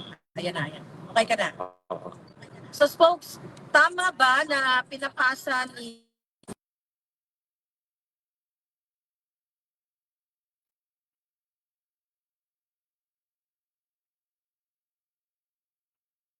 Hello? Ayan. Alam mo, ang tanong mo kasi kung tama ba na pinasa ni Kaufman yung burden of proof. Well, Hindi, actually, I mean, hindi tama kasi talaga namang ang burden of proof ay nasa prosecution. Silang dapat Yes. magpakita na may Yun nga, sapat na ebidensya para ipagpatuloy ang paglilitis. No? Hindi yan obligasyon ng depensa. No? Silang dapat magpakita dahil ang meron ay ang presumption of innocence. No? Pero sa tingin ko ay medyo mahina yung prosecutor sa kanyang presentasyon. Siguro dahil hindi talaga siya native English speaker, no? Pero tingin ko yung ebidensya rin niya ay medyo mahina talaga kasi ang ebidensya niya ay mga speeches, no? Karamihan mga speeches. Pero alam naman natin na ang mens rea, bagamat ito'y po pwedeng mapruebahan sa pamamagitan ng speeches, kung ganong kadaming beses na sinabi ni Tatay Digong na papatayin ko kayo, ganoon din kadaming beses silang sinasabi niya sa pulis na pag sila ay gumawa ng krimen, pati sila malilintikan. No? At syempre, marami naman pagkakataon na talaga mga pulis, sila mismo ang involved sa droga sa panahon niya. Pero nung panahon niya, hindi gaya ngayon sa panahon ni Bangag na hindi nagagalaw yung mga pulis na involved din sa pinagbabawal na droga. No? So anyway, partner, babalik tayo bukas muli at ngayon naman po tayo magpapatuloy sa ating pagpupulong sa ating mga kababayan dito sa Europa, DDS Maisog, at patuloy natin pagdidiskusyonan yung nangyari dito sa Hague, no? So bagamat panandalian tayo magpapaalam dahil natapos na yung live coverage at natapos na rin yung ating mga komentaryo, pagpapatuloy natin itong talakayan live muli sa pagpupulong ng DDS Maisog. Di ba, no? So, pupunta po kami sa event ngayon actually Grabe yung schedule namin. Kami ay haharapin din namin ang ating mga kababayan dito sa Europa. So, abangan nyo din yung live namin at actually, nandoon na sila. So, thank you sa pagtutok ninyo. Thank you. Busy schedule namin, folks. Grabe, magmula sa hotel pababa sa kotse, talagang di namin tinantanan, ha? Oo. Papapatuloy pa rin natin ang diskusyon dito sa pagpupulong ng DDS Maisog. No? Siguro mga 30 minutes, balik po kayo dahil tayo magla-live muli. Makakarating lang tayo dun sa venue, magkakaroon ng paunang mga bati-batian, pa-picture-picture. Pero pag tayo nagsalita, sa ating pananalita, ay i-discuss na rin natin kung anong nangyari ngayon sa paglilitis ng confirmation of charges. No? So panandalian, kami tayo magpapaalam, gaya ng ginagawa ng mainstream media, panandalian nagpapaalam, not for advertisement, but dahil kinakailangan tayong sumapi doon sa ating DDS Maisog. No? So, okay. So, bigyan nyo kami ng kalahating oras hanggang 1 oras at itutuloy natin ang live coverage ng DDS Maisog meeting dito sa Europa. Okay, see you later.